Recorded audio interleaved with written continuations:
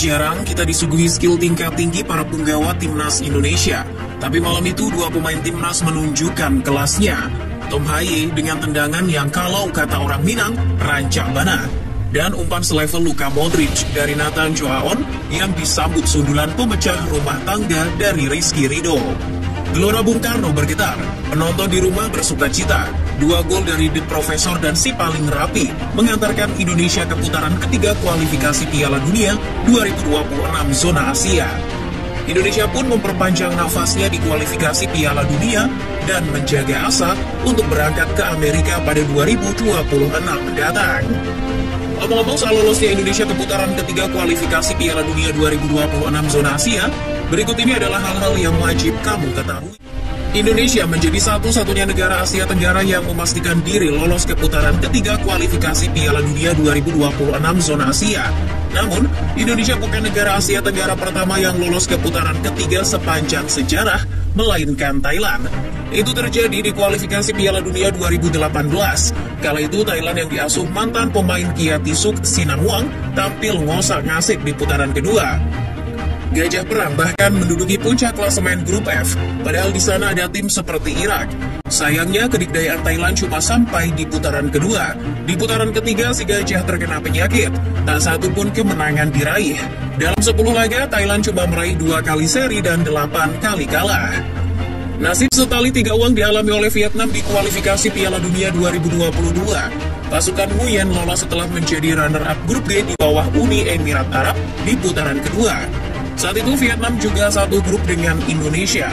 Namun Indonesia yang tak meraih satu pun kemenangan berada di posisi paling buncit.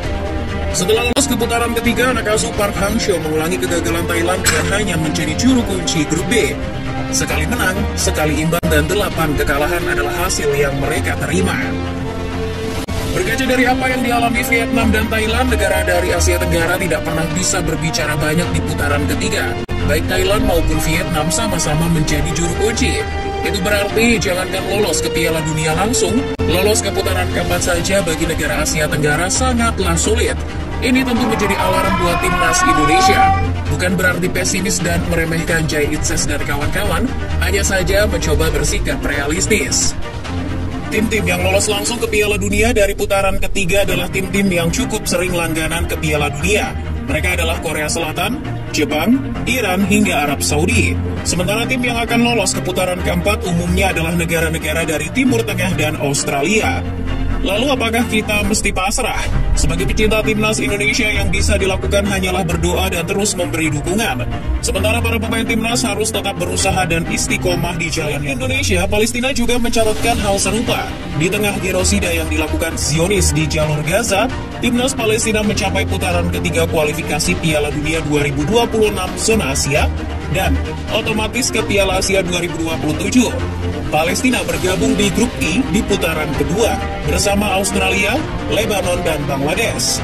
Meskipun di laga terakhir digiling Australia 5-0, tapi anak asuh Makram Debouk tetap lolos ke putaran ketiga. Mereka mengoleksi 8 poin, hasil dari 2 kali menang, 2 kali seri, dan 2 kali kalah. Di putaran ketiga nanti Palestina bisa jadi satu grup dengan Indonesia. Jonathan Kantilana dan kolega berada di pot 5 bersama Tiongkok dan Kirgistan. Sementara Indonesia satu pot dengan Korea Utara dan Kuwait di pot 6. Selain Indonesia, kesempatan Thailand untuk lolos ke putaran ketiga juga sejatinya terbuka lebar. Di laga terakhir, anak asuh Masata Daishi hanya perlu mengalahkan Singapura untuk lolos. Namun syaratnya menang dengan selisih 3 gol atau mencetak minimal 4 gol dengan margin kemenangan 2 gol supaya mengungguli Tiongkok. Tapi Thailand gagal. Gajah Perang cuma bisa menang 3-1. 1 gol Singapura dicetak Ihsan Fandi, hanya menang dengan margin 2 gol, langkah Thailand pun terhenti. Walaupun di tempat lain, gol sematawayang Lee Kang-in memberi kemenangan Korea Selatan atas Tiongkok. Thailand dan Tiongkok memiliki selisih gol yang sama, keduanya juga sama-sama mencetak dan kebobolan 9 gol. Akan tetapi Thailand yang kandas karena kalah head-to-head atas Tiongkok. Di Raja Mangala kalah 2-1, sedangkan saat bertandang ke Shenyang, Supacok, Saracat, dan kolega cuma meraih. Semua orang sudah tahu akan ada tambahan peserta di Piala Dunia 2026, terutama dari zona Asia. AFC mendapatkan kuota 8,5 negara. Artinya akan ada 8 negara Asia yang tampil di Piala Dunia, sedangkan akan ada 1 negara Asia yang masih harus berjuang melewati playoff untuk bisa tampil di Piala Dunia 2026. Kualifikasi putaran ketiga sendiri hanya ada di Asia dan zona CONCACAF. Bedanya di putaran ketiga zona CONCACAF hanya diikuti 8 tim, sedangkan di AFC 18. Konfederasi lainnya tidak menggunakan putaran ketiga. Di UEFA misalnya, demi menyeleksi tim yang akan tampil di Piala Dunia, UEFA menerapkan 2 putaran saja, yakni putaran fase grup dan playoff. Khusus playoff didasarkan pada hasil Nation League. Federasi Sepak Bola Afrika, CAF, juga cuma ada 2 putaran untuk menyeleksi tim ke Piala Dunia. Sementara di CONMEBOL hanya punya 1 putaran, ditambah playoff antar konfederasi. Lolosnya Indonesia ke putaran ketiga juga diwarnai dengan rekor-rekor Sinteyong. Ajusi yang satu ini menjadi pelatih pertama yang bawa Indonesia lolos ke putaran ketiga. Ia juga pelatih pertama yang antarkan Indonesia ke Piala Asia tanpa kualifikasi. Itu juga berarti Sinteyong adalah pelatih pertama yang membawa Indonesia ke Piala Asia secara back-to-back. Berikutnya Sinteyong akan jadi pelatih pertama yang membawa trofi Piala AFF buat Indonesia nih kayaknya. Akan ada 18 tim yang bertarung di putaran ketiga. Indonesia tak bisa lagi berharap berjumpa negara ASEAN. Karena berada di pot lemah, Indonesia malah berpotensi bertemu tim-tim tangguh. Nah, dari 18 tim itu nantinya dibagi menjadi 3 grup, masing-masing berisi 6 tim. Juara dan tempat kedua otomatis melenggang ke Piala Dunia.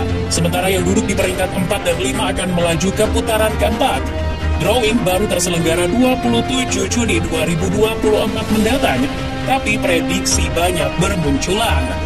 Indonesia kemungkinan bakal satu grup dengan Korsel, Jepang, Iran, Arab Saudi maupun negara-negara kuat lainnya. Sudah nggak ada Vietnam, apalagi Kamboja. Jadi optimis lolos ke ronde berikutnya.